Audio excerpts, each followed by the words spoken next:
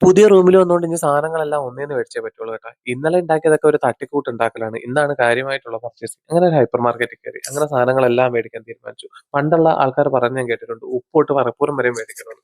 അങ്ങനെ തീരുമാനിച്ചു. എല്ലാം കാര്യമായിട്ടൊന്ന് മേടിക്കാന്ന് വിചാരിച്ചു. അങ്ങനെ ഓരോ സാധനങ്ങളുടെ ഓരോരോ സെക്ഷനിൽ പോയി ഇഷ്ടമുള്ളതൊക്കെ എടുത്ത് ഇഷ്ടപ്പെടാത്തതൊക്കെ അവിടെ തിരിച്ച് അതുപോലെ വെച്ചിട്ട് വന്നു. സത്യം പറഞ്ഞു കഴിഞ്ഞാൽ വീട്ടമ്മമാരെ സമ്മതിക്കണം കേട്ടോ.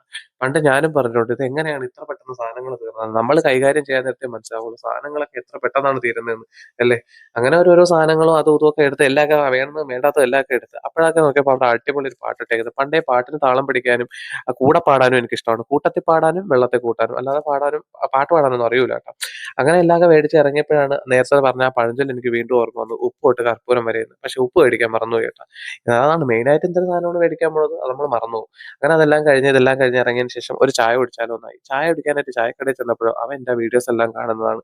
അവൻ എന്റെ വീഡിയോസ് ഒക്കെ ഭയങ്കര അടിപൊളിയായിട്ടുണ്ട്. സൂപ്പറാണ്. അതാണ് ഇതാണെന്ന് പറഞ്ഞു. ആക്കെയാണെന്നൊന്നും എനിക്കറിഞ്ഞൂടാ. പക്ഷെ അത് കേട്ടപ്പോൾ എന്താണെന്ന് അറിഞ്ഞിട്ടോ ഒത്തിരി സന്തോഷം. അപ്പൊ ഇങ്ങനെ ചിന്തിച്ചു. അപ്പൊ നമ്മളെയൊക്കെ കാണാനും നമ്മളെയൊക്കെ ശ്രദ്ധിക്കാനും ആൾക്കാരുണ്ടല്ലേ എന്ന്. ആ ഒരു സന്തോഷം മനസ്സിലിതാക്കി ഇങ്ങനെ ഒന്ന് ചായ കുടിച്ചുകൊണ്ടിരിക്കുവായിരുന്നു. അപ്പൊ ഇനി എന്തായാലും അടുത്ത വീഡിയോയിൽ കാണാം. Okay bye Tata.